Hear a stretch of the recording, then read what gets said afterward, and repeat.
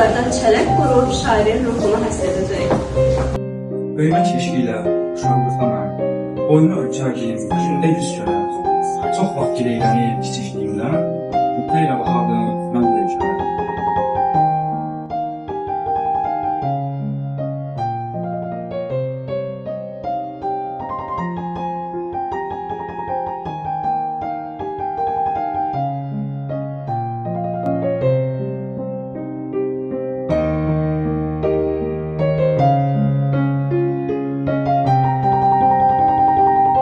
Bugün mən səni salam vermək istədim.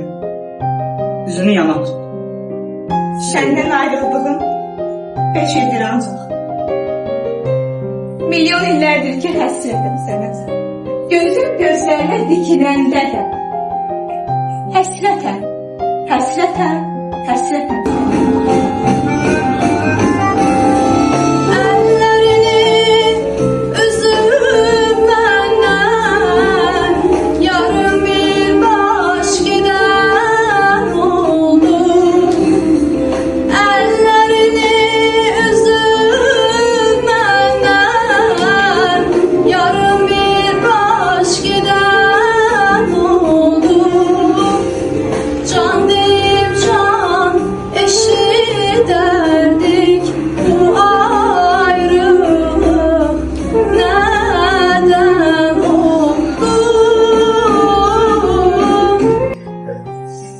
Sevdinsə 5 il, 15 il nədir?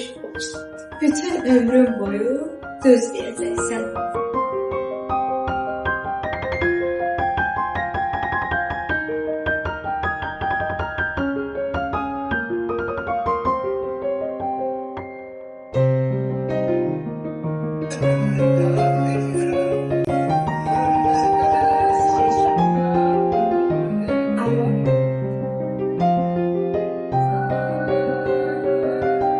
Gəmiyədə yaxınsan.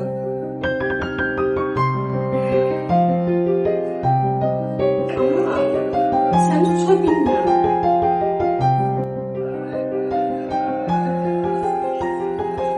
Bunu demək asandır.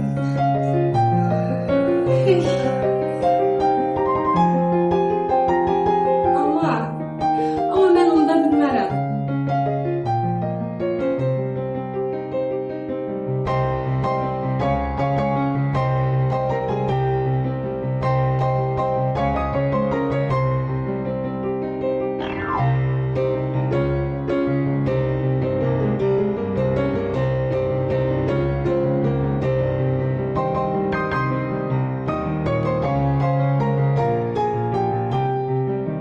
Sensiz bu dünyanın en bədbəxtiyəm.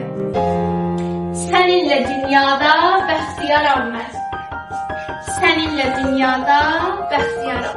Həyatın şirinliyindən danışan, zamanın sürətli keçməsindən gileylənən, qarıxan, sakit axan gecələrə qulaq asan, uçan qaçan kəpənəklərdən danışan, könlünü xaraba qoyandan. Yaman gündə də, yaxşı gündə də yara yetişmək istəyəndən, bir salam dəyməyən eşqə yaz saxlayandan, özündən narazı qalan, əllərini dünyadan tez üzəndən, ehtiyat sözündən ehtiyatlanan, ümidə heykəl qoyun deyən, ömrün payızından danışan, millət sevgisi, bayraq sevgisi aşılayan, şəhidini qürurla anan bir şairin düşüncələrinin qonağı oldu.